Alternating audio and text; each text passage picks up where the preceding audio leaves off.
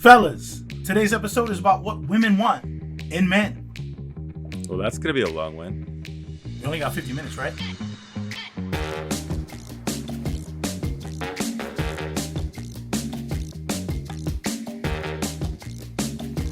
Hey, what's up, everybody? I'm Ranuma. And I'm Iz. And welcome to the rnipodcast. What's going on, guys? Welcome. How you guys doing tonight? Man, it's an exciting episode for sure. I know a lot of people have been wondering, because from our last episode was episode 4. Yes. We were talking about what men want in women. Mm-hmm. And, most men do that in the beginning, So now we are going to see what women want in men. We're going to switch the roles up a little bit here. Yes, and not only that, we have a special guest. Go ahead and introduce our guest. So, she goes by the name of Lucy Price, founder of Shift Your Story. Welcome, Lucy. Thank you so much. Thank you so much for being here. Yes. Could you kind of give us like a lowdown on what Shift Your Story is about and how you started it and all that? Absolutely. So Shift Your Story is really about shifting your mindset and your behavior so that you can really craft the life that it is that you want to live. So my company, Shift Your Story, it started from a program. So Shift Your Story was a 4-week mindset program to help people shift limiting beliefs, anxiety, depression, everything that kind of keeps people stuck and bogged down. And that group program just evolved into my business and what I support people with. And so I support people in group programs. I support people one-on-one, but it's really to find your inner power and really step deep into your inner power so that you can have a more fulfilling life and more fulfilling relationships. Okay. Nice. All right. So would you say it's more like coaching then, right? Yeah, so it is coaching. So it's definitely coaching. Sweet. Yeah, Okay. Definitely. Do you despite what's going on in I guess last year with the whole COVID and everything, how like were you kind of doing like virtual coaching as well? Like was there a lot of that? Yeah, so my business, it really took off when COVID started. Before that, I was doing coaching, but it looked a little different. So I was doing health and wellness coaching, which was something I have knowledge about, but it wasn't something I felt very deeply passionate about. So when COVID happened, before that, I was also teaching yoga classes. I was also teaching fitness classes. So when COVID really hit, I pivoted everything online and I started, doing my client sessions online, which then evolved. And I really think that the program that I created was made for the times. It was made for what I saw people struggling with around me. Like people were feeling anxious, people were feeling stuck, people were feeling like they just weren't going to find a way out of the situation. And so that's really what Shift Your Story originated around was, shifting the story that you're telling yourself about your life or whatever it happens to be. So, luckily in a way, from pivoting to virtual, I've been able to connect with a wide variety of people that I don't think I would have if I was just doing health and wellness coaching in my state. Mm-hmm. Okay. Do you have a lot of relationship or I guess clients that deal with relationships and go to you for coaching on that? Yeah, pretty much everyone who's come to me at this point has come to me because they're dealing with something in some sort of relationship. So for some of my clients, it's coming out of a divorce. For some of my clients, it's coming out of a breakup. For some of my clients, it's just dealing with community and with their parents and their partners. So in general, most people, they come to me either to really feel deeply empowered within themselves or because of their relationships. There's some variations, but those tend to be the two hot topics. Ooh, that's interesting. Mm-hmm. I wonder if it's because they're all like holed up with their partner or their lover and stuff. They're just like, oh man. I do think that being held up with your partner has caused a lot of people to like reach out for different types of support because, people who are dating and kind of seeing each other from time to time, all of a sudden are quarantining with each other for months on end. So it definitely like shifts up the dynamics. There are people who were working, living on their own are now moving back in with their parents because of different situations. So I do think that it had something to do with it. I see. Okay. Wow. That is interesting. I wonder, I've always wondered, like, how do couples do it who don't normally see each other every day and are now stuck together? I mean, me and TikTok have a long relationship this past year, so I mean, I get it, But okay, so I guess my question would be for like, what is the demographic for, I guess, for the relationship part? Like, is it mostly women that contact you? Is it men, or is it actually split? So I will say it's mostly women, though I do work with men. The demographic, so it's hard to pin down because I do mostly work with women, but my youngest client is 19 years old and my oldest client is 55. So I work with like a nice age range. Most of them are women, but I do have a couple men who work with me. Nice. Okay. Nice. So, obviously this whole episode is, what women want in men. So we're going to be asking some questions, getting your point of view. Episode 4, it was, is and myself's, our opinion and what we think, as well as like 50 other men that we interviewed is. I don't know how many we did, but yeah, I did. Well, I did on my own about 20 something, and you did the same amount. Yeah, and we had like a small time frame, like we had like a week. Right. So the amount of people that we got was extraordinary to us. I was just like, oh wow, people answered. Yeah, and I think we did it at about the same time frame, about a week as well. And I think we got about the same, not the same result. Exactly, I did not get the same amount because a lot of them didn't open up to me. But it's okay. It's okay. It's because it's you. Maybe, but. So it's a mixture of people that I know personally, family, colleagues, coworkers, even strangers on Facebook. So, so they responded. Basically, what I asked was, what are some 3 things that a woman will be looking for in a man? And it's super, just really vague, just like their responses. Like my first one is, which is from Heather Parrish. She goes and says honesty, trust, and loyalty. And as I'm looking at this list right now, loyalty is like all over the board right now. What are your thoughts on that? Honesty, trust, and loyalty? Or even just loyalty, because I see loyalty all over this. It was also for the men too. Yeah. So kind of what that says to me is, if it's honesty, trust, and loyalty, I kind of have 2 thoughts on this. One, I think it's people who have been hurt by that in the past, or that might have been a theme that came up. Like, people have felt like their partners were dishonest. People have felt that their partners went outside of the relationship when that was not something that was agreed upon. So what that kind of tells me is that people are looking for vulnerable connection, like connection that's honest, connection that's coming from a place of being honest with yourself and honest about what you want from the relationship. That's my initial thoughts on it. Because when you have a continuation of like honesty and trust and loyalty, maybe some of these people didn't have any issues with that in the past, and that's just something that's deeply important to them.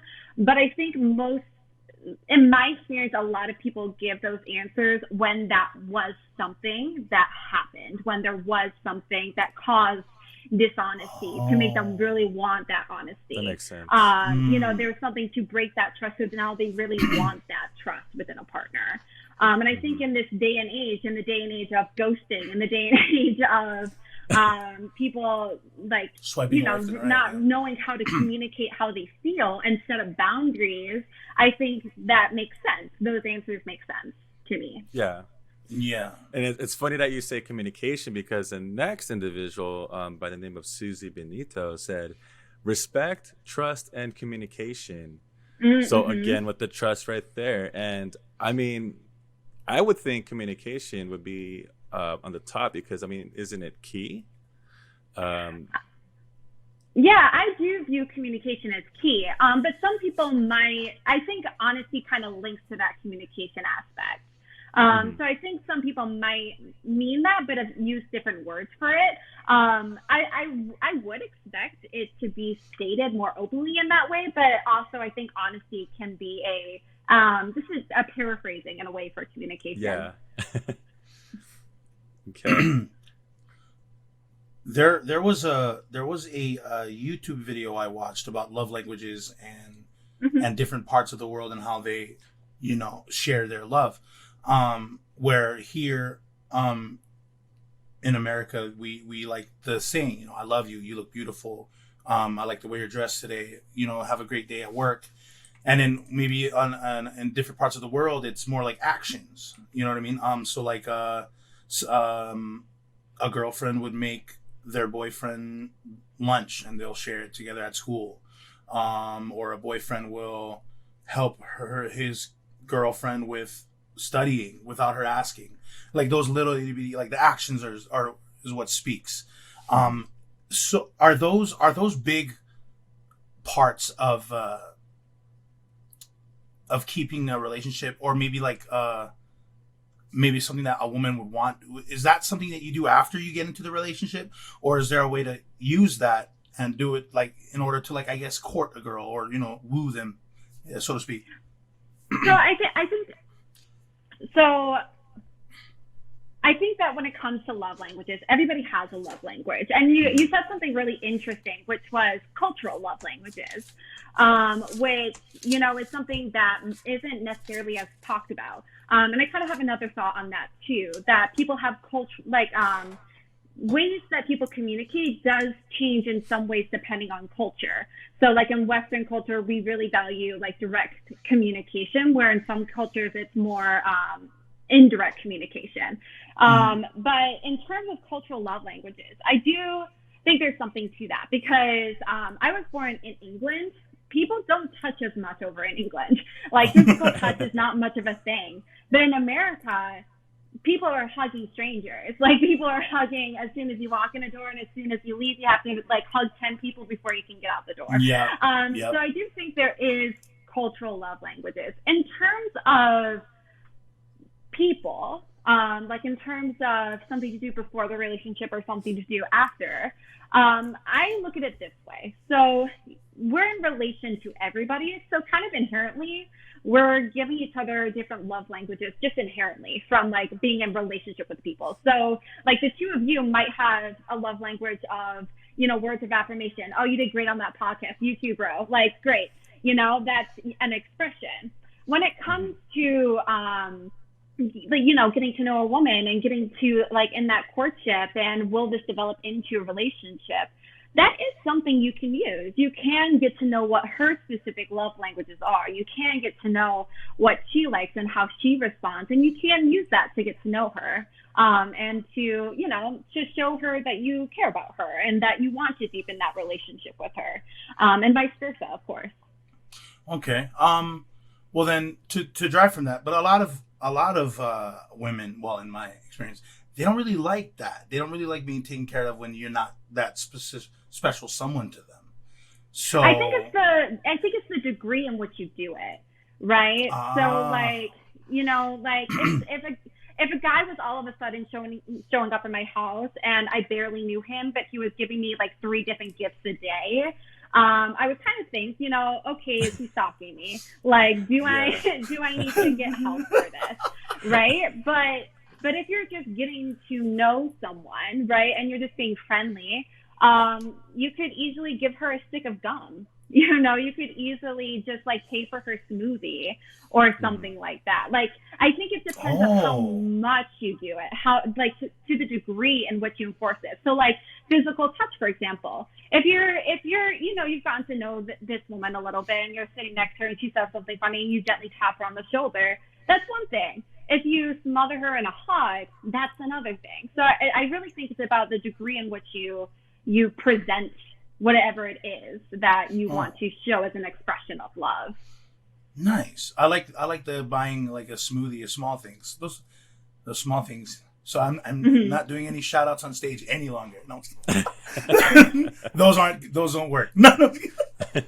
Okay. That is good to pretty know. interesting. I'm writing this down, by the way. I mean, some Yeah, it's coaching. funny that you it's funny that you brought up the love languages, because I read the book. I think it's from Gary Chapman, Mhm. and there are 5 of them. Mhm. So they got the words of affirmation, acts of service, receiving gifts, physical touch, and I think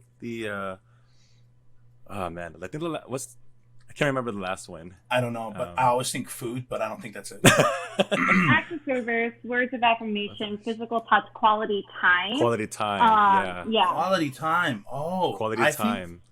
I think that's mine, to be completely honest. But And I like my space, everybody, it's weird. everybody's different, Mhm. like what you said too is and food. So like food, Mhm. like what That's you the said. It's the shadow. It's the shadow love. Common expression of love. Yeah. Yes. All right. So you have some more, right, from your Yeah. back. So Yeah. I have another one. Her name is Vicky Bush. I worked with her. She is an author, and so it's pretty wordy here. But she goes on saying, honesty, loyalty, humor. I know they sound like a cliche, but in order to be your person, you need to have confidence in him and his truth. Loyalty equals trust. Once again, qualities you want in your person. And finally, without humor, how will you get through the rough moments? Yeah. Yeah. Oh man, Oh. that's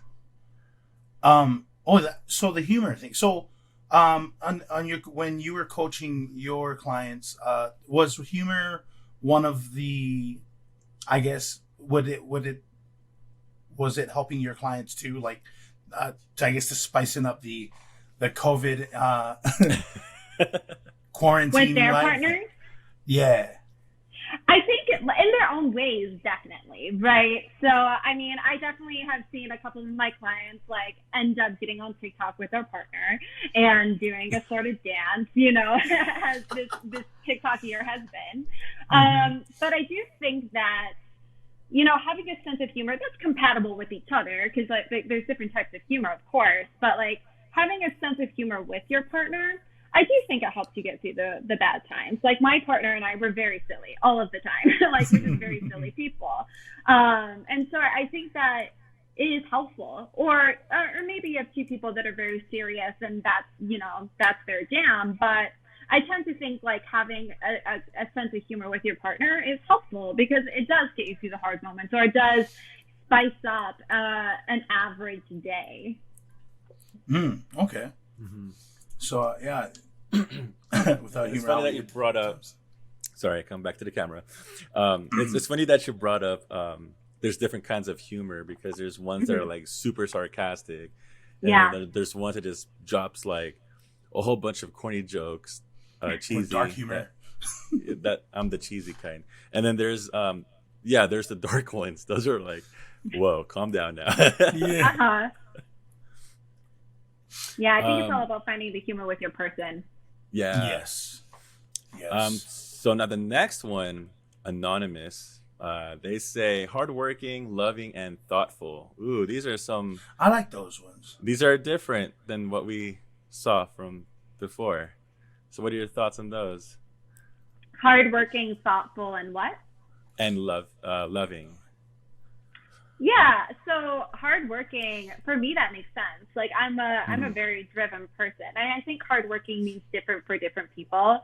In terms of like my thoughts and opinions around it, like I want to be with people who are passionate about whatever it is, right? It doesn't have to match up with my passions, but having a passion and having a drive.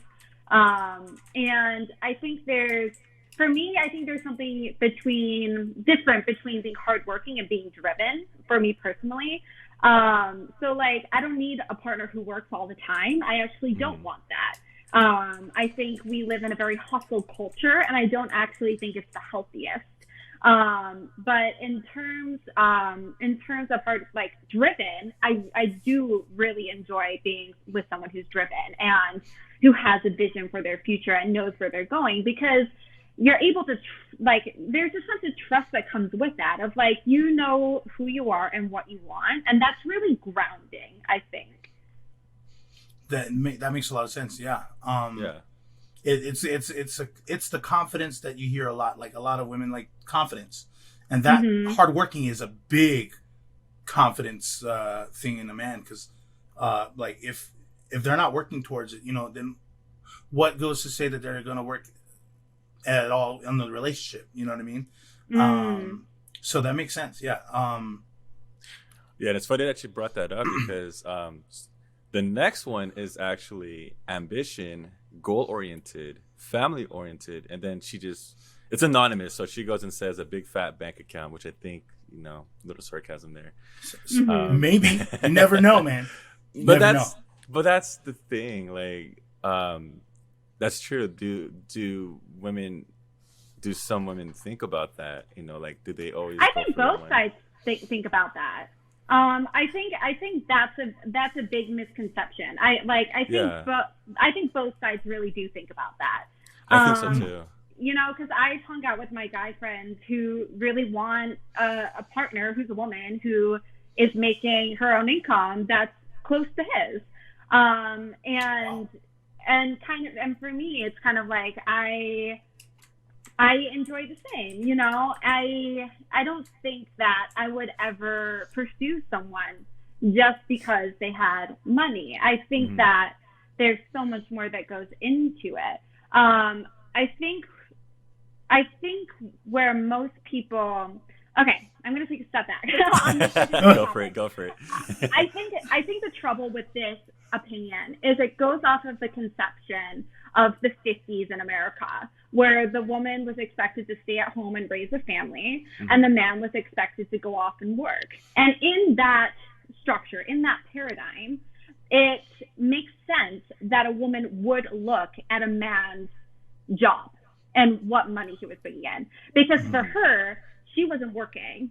But we don't live in that society today, and yet that stigma has carried on, and that idea has carried on, and that's the problem. Like, actually today, women are thought to mostly, you know, in Western society, go out and get a job and support herself, and that's expected of a man.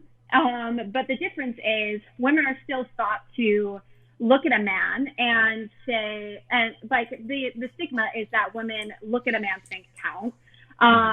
But it's not, I have not found that to be true. And I think the hard thing about that too is in today's society, women are also expected to go off and work, but also still raise a kid and also still like take care of all of these things.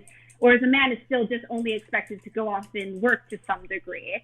That's not true in all cases. I do know stay-at-home dads. I do know men who are really, really, you know, present and parenting. But the gender roles, the people still think of them in that way, the same, when that's just not the case, right? There's a lot of shift that has happened in terms of the structure there. Yeah. Okay. That actually, yeah, that was one of the questions I had. Because yeah, you're right. Back in the day, you know, there was always that you know, the woman would look for a man who had status, you know, who was, I guess, financially stable, and that is still kind of on today. But I mean, going from a, you know, a marriage, kind of a marriage, what is it? A template. Let's go. I'm going to go bring it down to a dating template. So, you know, when, you know, just kind of like changing it up a little bit. So, on a first date, what are like some of the normals for women when they want to be taken out? Do all women want to be taken to a fancy restaurant? I know that there's some women that wouldn't mind eating out, like some tacos and drinking some, I don't know, some soda or whatever, and then watching like a drive-through movie. You know what I mean? Like, so like, is there like you know, what is like the best spot to go to, or you know, that's kind of in the middle? I would say that if you have done your homework and who this woman is, then you'll have some idea of what her interests are, and you can shape a date around that. So if you have a standard template of, I meet a woman, let me take this woman to this standard restaurant, and that's the shebang. And if that works for you, fine, fair enough. But if you're looking for a middle ground, what I would say there is, like, get to know her. Like, if you get to know her and she's silly and she's goofy and she's watching Finding Nemo and eating tacos and popcorn, then you might get to know that, okay, maybe the cute, quirky thing to do would be to find, a drive-through that's like playing Finding Nemo. But maybe you bring along chocolate strawberries and champagne, and that's your like touch to spice it up a bit. If you meet a woman and she's really, into art and studying and, Shakespeare, then something you could do is take her to see a Shakespeare play, So I think finding the in the middle is finding what do you feel, confident in terms of like presenting a date to someone. What is her interest in terms of this date, and how can you make it, casual enough so that you have fun, you both can be yourselves, but still, fancy enough that it feels like, ooh, like, wow, I'm on a date, Okay. So kind of like doing your homework on. So it's basically situational. It all depends on the woman. It is, because like no two people are the same, right? So you might have someone whose version of fancy is going to Olive Garden, and putting on a dress and maybe putting on a bow tie. You might have someone else whose version of fancy is going to the Ritz. So it's really just like it is situational. That's true. That's true. It's a very individualized question. Like it just really depends on the individual. But is it for like a first date? Like, wouldn't the first date be what you're meeting when you're meeting them? Like, like the first date. So are you talking about like as if you met someone on Bumble or Hinge or something like that, or are you talking on this is someone you were walking across college campus, you saw someone you liked, you got a phone number, you stalked her on Facebook for a little bit, and then you asked her out?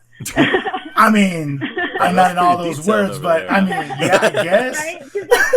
Because either way, on the dating profile, there's going to be something about her. And if you stalk her on Facebook, you're going to see what her cat's name is, and you can like take her to, a cat shelter or something, and a cat cafe, and like a cat cafe or something like that. So, well, I guess that makes sense because, of course, if you met in a university or in college, obviously, she's there for a reason, and she's not like your counselor. She's there to, educate herself and, obtain a degree in something. So obviously the goal and drive is there. So I guess like you said, getting to know the person or, the girl or the person that you're trying to court, is, obviously one of the top things you got to do, doing your homework basically. Yeah. I think people overthink it, that's ultimately what I think. I think people overthink it, whereas if like someone just kind of browsed over a person, you could kind of get an idea of what they like, and then go for it. I mean, but also worst case scenario, like you could always just take them to a really cute dive-in bar. There's a lot of options, but I do think that doing just a little digging and making it unique to them makes the date memorable. And I think that's what's helpful. Yeah. Oh, okay. Okay. All right. Writing that down. Right. Got a little notepad right there. Switching gears back. So here's another one by Monica Sanchez. She says, loves God, gets along with my family, especially with my parents, and likes the outdoors since I like hiking. Again, there's that individuality right there with the hiking. So what are your thoughts on this one? Yeah, and so many people are hiking. A lot of women hike these days. Is that like the spot? I mean, I don't know, but I should hike more. Too. Yeah. So, you said. So loves God. Yeah, one more time. Loves God, gets along with my family, especially with my parents, and likes the outdoors since I love hiking. So I think like all of these are expressions of people's values, right? And so the first one, religion or spirituality, I think that's something that comes into question for a lot of people when they're dating someone, and which is basically kind of like the foundation of what are my beliefs? How important is it that you believe the same thing as me? I'm a very like spiritual person. I'm very woo-woo. I'm very hippy-dippy. My partner's not. You know, like he's just not. Is it hard for me sometimes? To some degree, I feel like there's parts of me he doesn't get. But also, ultimately, I respect that he respects my beliefs. And even if he doesn't quite get them, he respects them. And he gets that enough. And vice versa, even though I don't understand his beliefs and like his standpoint on things, I respect them. And for us, like, I think one of the like cornerstones for my relationship with him is that we respect our differences as well as our similarities. But for some people, you know, religion is really important or spirituality is really important. And I don't think that's a bad thing. I think you just have to know that going into it. You know, and being honest with yourself that if you're actually not okay with someone not believing the same thing as you, you can be honest about it, right? Or knowing your degrees, like so long as you're spiritual, that's good. Or, you know, actually I'm Orthodox Jewish and I need you to be too, knowing that too. So whatever it happens to be, so long as I think you know for yourself, and that might come from trial and error. You know, you don't have to be perfect. You can go on these dates and you can kind of see where it resonates with you. But I think it is a common thing for people of, oh, if we believe different things, is that okay? And it's perfectly okay for you to want someone who has the same beliefs as you. The next one, hiking. I mean, everyone should go hiking. It's beautiful outside. You get some vitamin D. You might see a bird. So that's great. We got snakes over here. I can't remember the middle one. I think it was like honesty or something like that again. Gets along with family. Oh, gets along with family. Especially parents. I think that's another concern for a lot of people, right? Like, is this partner gonna get along with my parents? And I think that's coming from people who have a really close relationship with their parents. But I also think that's coming from people who have a more disruptive experience with their parents. You might come from a divorced family or might come from a family where, you know, a lot of conflict was in the house. You know, I can understand that. But really, I think I get it. I don't know how. I mean, it is important to me, but it wouldn't make or break a relationship for me. I think it's really just how close are you with your parents? How much do you want respect to be there between your partner and your parents? I would struggle if there was conflict between my partner and my parents, but definitely. I think in general, I don't need my parents to love my partner. I need to love my partner. I need to know that my partner is the best person for me. So like, whether they get along with each other, it'd be great if they did. And also, I'm not marrying my parents. I'm marrying my partner. I mean, we're not engaged, but that concept of, I think parents ultimately want what's best for their kids. But the fact of the matter is your parents might not know what's best for you. And chances are they don't actually, because they're not inside your head and they're not inside your heart. Right. So I can see why it's important. And I do think for me to a degree it's important, but I also have flexibility within that. Nice. Awesome. Actually, I have a question. So you said, like, you know, if someone doesn't agree with you, but like can communicate, you know, what they can do about it, it doesn't necessarily make it a deal breaker. So what is like, for some women, I had some of them, I asked, like, what would you tolerate from a man?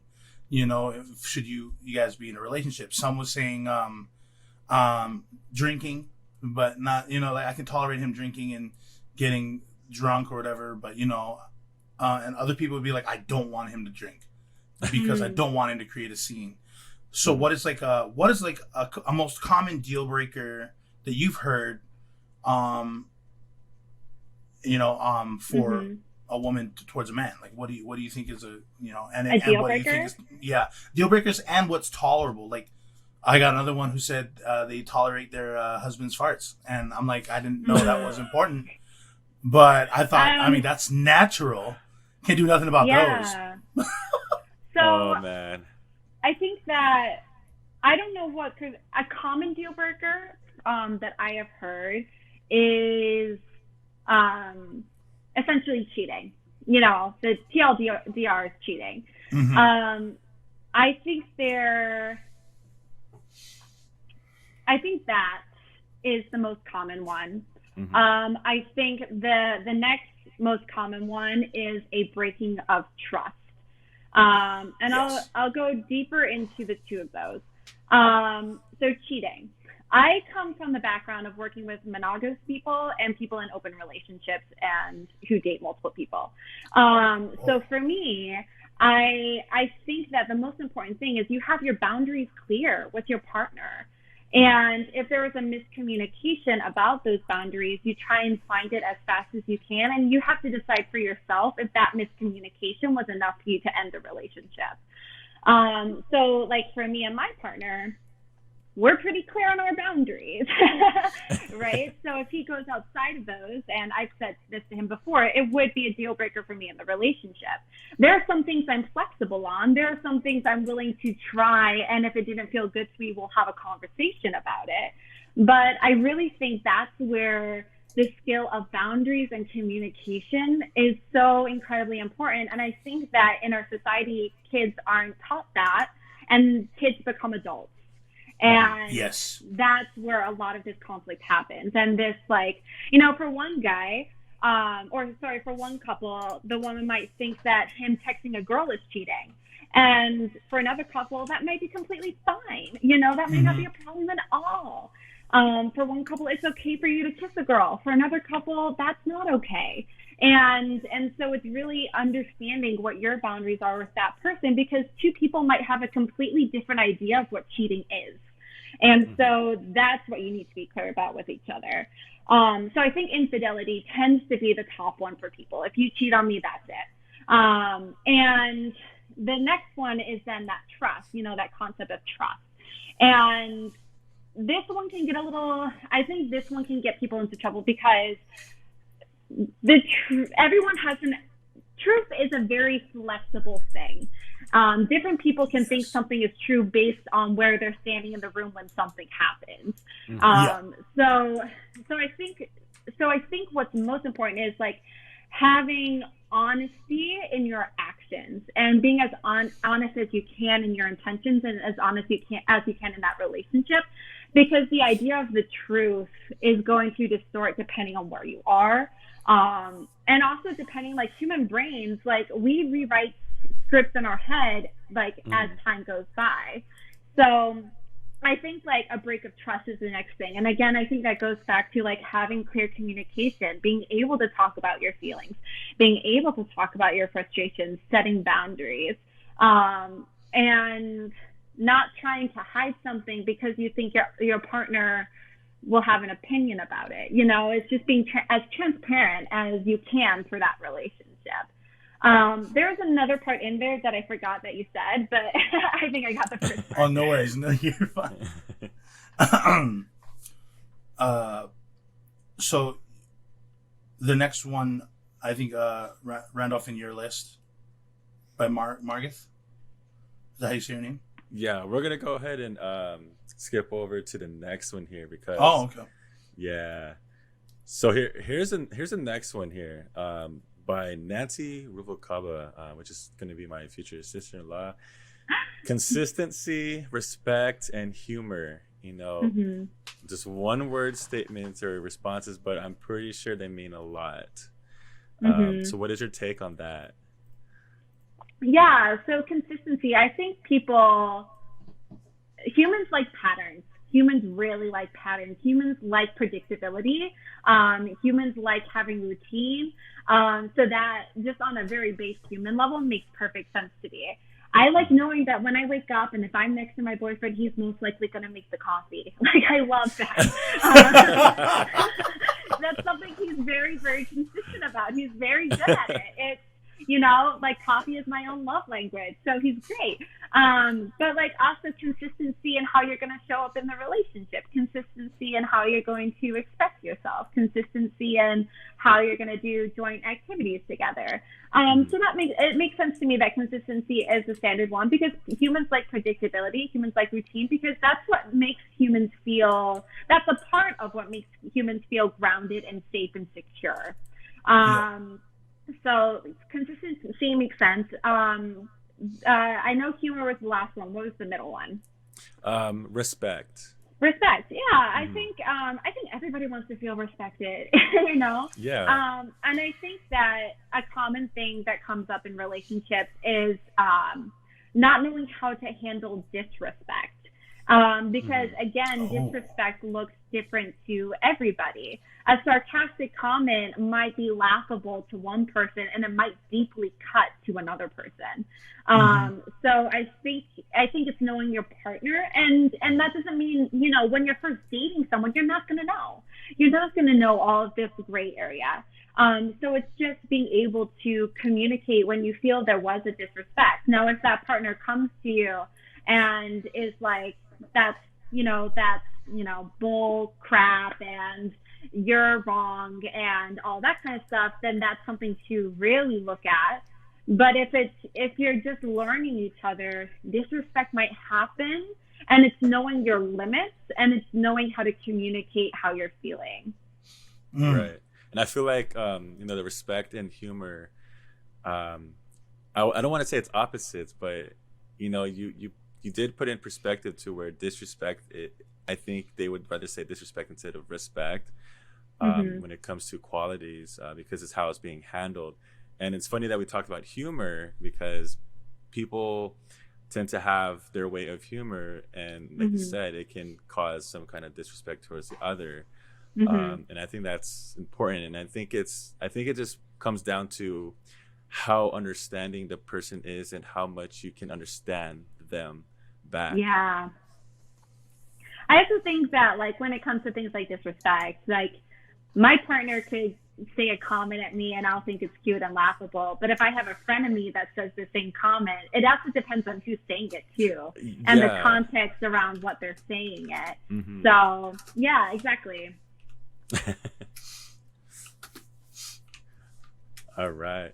So, we have a question here. We're gonna take another break from that list right there. So, personally, for you, what would you say the most cheesiest pickup line you've ever heard? Like, it doesn't have to be to you. Maybe it could be like, you heard, Joe say this to Mary over there, or it could just be something random. I think they're all cheesy. I don't think you should use them. I just don't see the point in them. I mean, some people might feel differently. Like, there might be some cute ones in fair play. Or, if it's your friend who you're starting to, like, flirt with a little bit, like, fair play. I mean, there was a smooth. You gotta think about this. There was a pretty smooth pickup line in Hitch, the movie, where Will Smith's character gives a girl $20 and asks her to bring him his drinks. Yeah. And then he walks away. He walks away, and she's like being, talked to by all the guys in the bar. And then she ends up walking away, and she's all like, "I don't work here." And he's like, "Well, how else am I supposed to get you away from them?" And that was the line. Yeah. And I was just like, that's a pickup line. You know what I'm saying? I was like, but does that count as a cheesy pickup line? Right. Yeah. That's the smooth operator right there. Because if all of them are cheesy, I was like, yeah, I mean, honestly, I can only think of two pickup lines. And the first pickup line is, "Did it hurt? What? Did it hurt when you go from heaven?" And the second one is, "What's your sign?" But I actually genuinely say that to people. So maybe that one. It's the perfect one, actually. So, yeah, I mean, in general, I think that if you have a cute pickup line and, it's in the vibe, fair enough. In general, I think that pickup lines are, I turn a guy down from that. So, like if you need to use a pickup line to say, hey, my name is Matt, how are you? Yeah, that's all I want. I want someone to be a human with me, Yeah. But fair enough. Like if pickup lines work for you, fair play. It doesn't all the time. No, it doesn't all the time. So I think the census is more like if you just be more upfront, then obviously you get to the next level. If you come at if you come at women with some sort of cheesy line, then obviously that's like a turn around, redo maybe. For me, some of the most attractive moments when a guy has come up to me was when a guy just literally came up to me and he's like, hi, my name is so and so. You just really caught my attention. You're beautiful. You have this really positive energy about you. I don't know what it is, but it made me really stop. Can I please have your number? Would it be all right if I take you out for a drink? Just being direct and honest of, I found you attractive. Can I take you out? Because that also gives like a woman, I think when a woman hears a pickup line, the brain has to work for it. Like the brain has to be like, what's going on? Oh, you like me? Yeah. Okay, hi, what's your name? Yeah. Like it has to do work. Whereas like if someone's just very direct of like, hey, I'm interested in you. Would you like to go for a drink? I can easily then make an empowered choice of whether I want to go out with you or not. But if you use a pickup line, it's fuzzy.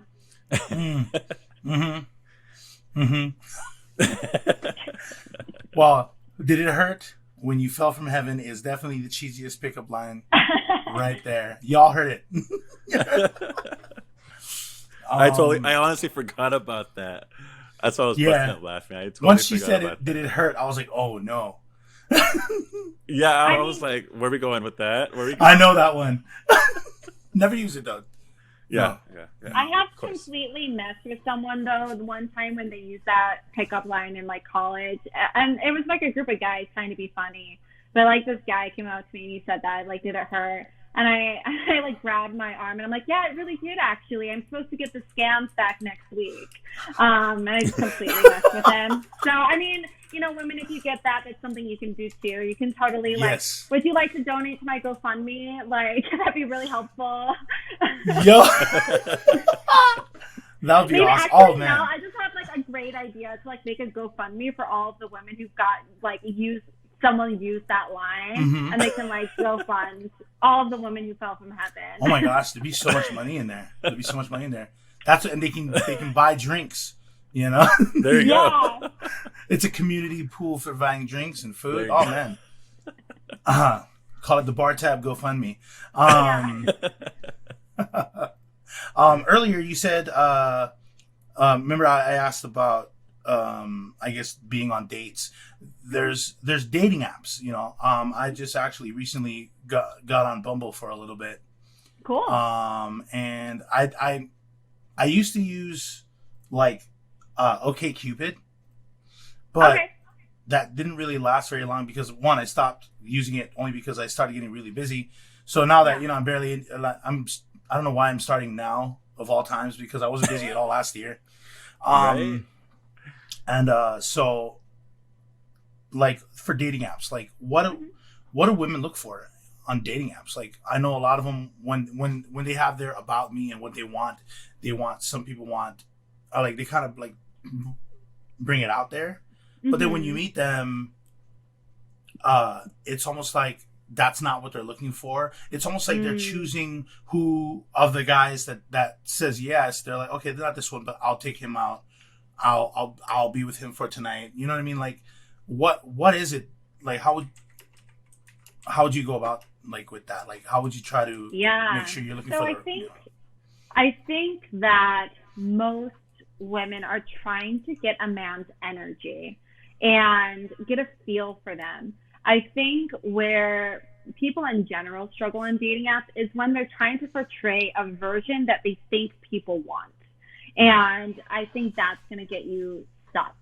when it comes to dating apps. I think most women are looking for a guy who is honest about himself, who has a photo that looks like him, and you can clearly tell it's him. Like, a message to all the people who have a group photo as their first picture: please don't. Like, have a picture of you. Who want to know, like, if there's any shared interest, because when you have a shared interest, that's an easy first date. It's an easy, casual way to get to know somebody. Yes. And it's a good, like, conversation starter. They're looking to know, get a sense of their sense of humor, and get to know if they're more upbeat, or if they're more mellow, if they're more intellectual, if they're more sporty, like, get a feel for them. And I think there's a few ways to do that. I think it mostly comes down to, like, have a genuine picture of yourself, put your actual interests on there, and talk how you would talk to somebody. Okay, like, even in the messages and such, like, when you message, I guess that's where they really gauge who you are. Because, like, sometimes, one time I said, "Are you real?" And she did not like I that. would, for what it's worth, I would not reply to that message. Well, the thing is that, like, 5 before her weren't real. You know what I mean? So it was weird. So I'm just like every episode, every person I matched with, I would talk to them, and it would become smooth, and then boom, there's a link. I'm like, what? And so before, and sometimes, and before, and I guess the 2 before, they didn't give me a link, but I asked if they were real, and then the link came in, and so I'm just like, okay. Interesting. And so that's I've not heard of this. This is new to me. Okay. Well, that's why I stopped doing a lot of the dating apps, because of that. Like, I would get bots, which is weird. And I'm like, yeah, that is weird. I mean, it's 2021, so I'm not surprised. I've never heard of it before, but I'm not surprised by it. I don't know really what to say to that. I mean, something that I think someone could do in that situation is kind of like, explain that a little bit of, hey, I keep getting these links of people that I'm really genuinely trying to get to know. I'm trying to actually go on dates with people. Are you a bot? Are you this person? And kind of, like, explain the situation a little bit more for, on the off chance that it is a real person. Why didn't I ever think of that? I didn't think of that. I think the thing about communication, like, yes, there's such a thing as, like, talking and rambling and, like, saying all the things, and that could be a little too much for people sometimes, but I actually think people communicate less than they need to really get the message across, and not as clearly. So, like, even if you wrote that in your notes app and just, like, copied and pasted it, like, as you're going through the messages, like, that's fine. But I think, like, explaining, like, hey, I've encountered a few bots. I'm really interested in meeting somebody. Are you a real person, or are you a bot? I think that's reasonable. And I think then, like, because if I just got, are you real? I think where my brain would go, I'm not saying every woman's brain would go this way, but I think where my brain would go was, are they trying to, like, make a gesture that I'm this hot, amazing, like, unattainable person? Or are they genuinely trying to, like, figure out if I'm a real person? My brain would go to the former. Not everyone's would, but mine would. Okay. No, I mean, it was funny, though. Like, when you said no, I wouldn't respond to that. I was like, that makes sense. Because I wasn't responding after that. So I was just like, yeah, no, I'm never doing that again. And, but you did put in just like, kind of explain yourself. And I don't know why. I normally do, but I didn't. And now I'm in my head like, why didn't I do that? But also, like, in that moment, I'm assuming you were probably frustrated at whatever was happening. And so, like, when you're frustrated, your brain jumps to the next thing without thinking through all these other things. So, I mean, that makes sense. Okay. All right. So, we talked a lot about honesty. We talked about respect, trust, obviously communication. In the end, I believe it could be commitment. And there are there are a lot of men and women out there that do suffer from commitment issues, trust issues. So what is your take on that? Like, what do you say to those who just cannot commit, in a relationship? What are your thoughts on that? So when it comes to commitment issues, I was someone who had commitment issues for a very long time. And for me, it was really anxiety for me. I felt very, very anxious going on dates. I remember back in high school, there was this boy who asked me out on a date, and I was so excited. And he watched Doctor Who, and he was like really into all the things that I was into.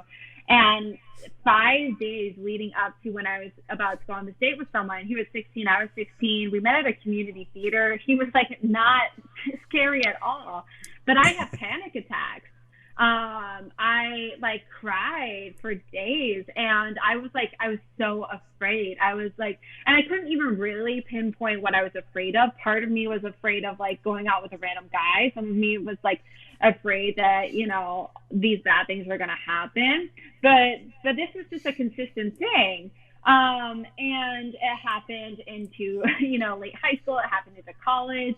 It really wasn't until my final year of college and I graduated when I was really able to work through some of these issues. So if you are the person who has commitment issues, whether that's from anxiety, whether that's from being hurt in the past, whether that's from not really knowing what kind of relationship you want yet, whatever it's from, I think the best thing you can do for yourself is go inwards and start asking yourself, what is the root of this? Where is this coming from? How can I start to work through this? Is that working with a therapist? Is that working with a coach? Is that talking to a best friend, someone you really trust, and not just chilling out on the couch having beers, but like really talking to someone and being like, hey, like these things keep coming up for me and I don't know where it's coming from, but I just need to talk it out. So if you're someone who's going through those commitment issues, that's what I would say, start going inward, start asking yourself, like, is this coming from anxiety? Is this coming from my parents getting a divorce when I was a kid? Is this coming from, me not trusting guys? Is this coming from like an experience I had in the past? And you don't have to attach a story to it, but I do find for some people it is helpful to ask those questions. Because when you're just acting off of autopilot and these things keep coming up for you, you're going to keep getting the same things because you're not actually making different choices. You're not actually having a different belief system operate.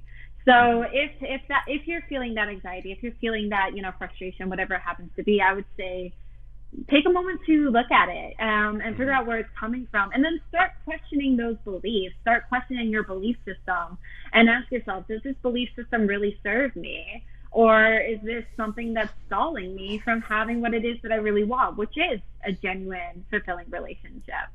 On the other side of that, if you are dating someone or if you have been seeing someone who has commitment issues, here's what I will say. Because they have something going on, that does not mean there's something wrong with you. Because they have a system that's being operated, that does not mean that you're doing anything wrong. Just because you feel them pulling away, it does not mean you have to give more. So I would really take a moment, if you're in that situation, to breathe and ask yourself, what is it that I need? Can I handle this person being wishy-washy? Is that okay for me right now? Or is that really not? Is that really, hurtful for my system? And just be aware of yourself and your own needs and your own desires. Because if you're kind of navigating someone who doesn't want to see your relationship progress in the same way, and you're being hurt by that, that's something to really consider in your interactions with that person.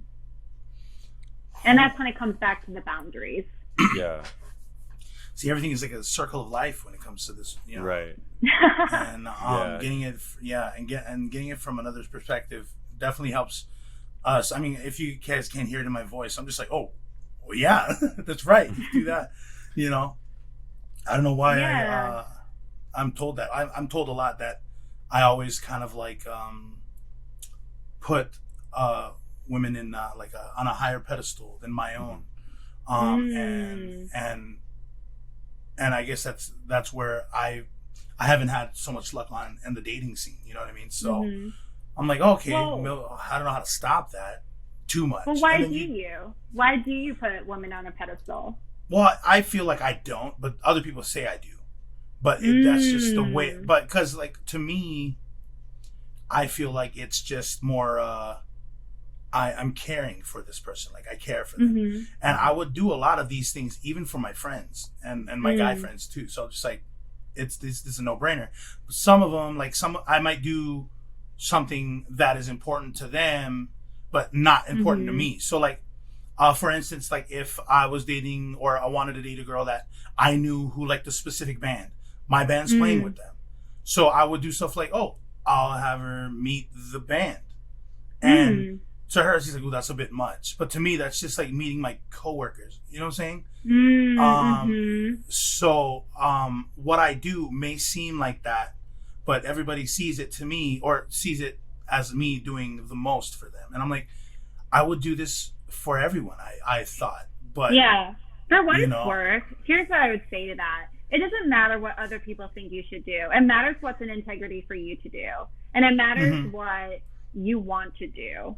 You know? So it's like, I think if you don't believe you're putting on a pedestal, and if there aren't specific behaviors to like back that up, then like your friends just might have a different idea of what a beginning of a relationship looks like, and they're allowed to have that idea, and you don't need to, you know. So man, that was me. I was just saying, okay, that makes sense, but like I never ever thought I did. I thought this was just normal. But yeah, I mean, for me in my relationships, like for me, I really value making experiences happen, and I really value like having that. So in terms of like putting someone on a pedestal versus like just doing nice things for them, like I think it's totally fine. See, yeah. So, but I maybe I should scale down. Like maybe if she likes a band. Yeah, I think there's a sweet spot. So, and I think the sweet spot has to do with the person you're dating, not what your friends say. And also, again, kind of what's in integrity for you. So, like, if the sweet spot for you and this person, like, if she thinks it might be a bit much to meet the bandmates, okay, maybe it is for her. Maybe that feels like too big of a gesture. But if you said, I can get you an autograph, you know, or if you like made the invitation, like I'm assuming you did make the invitation of like, hey, do you want to meet them? I think that's fine. I think that's completely fine, personally, because it's like if you have access to something she enjoys, why try and play a game? I think people are too caught up in a relationship game, and I think being caught up in the game is keeping you from actually playing, and by playing I mean actually connecting with people. Yeah. Thank you for that. I agree. Yeah. Thank you. Yeah, you guys hear that? Huh, everybody? You guys hear that? Yeah. Whoever gets tickets to see that band, I want a DM from them being like, all right. So we do have two more lines here. So the next one here is fear in God makes me laugh, knows how to cook. That was from Jocelyn Quinillo, who's a vlogger of Oyeni Otep. That's my cousin. So fear in God makes me laugh and knows how to cook.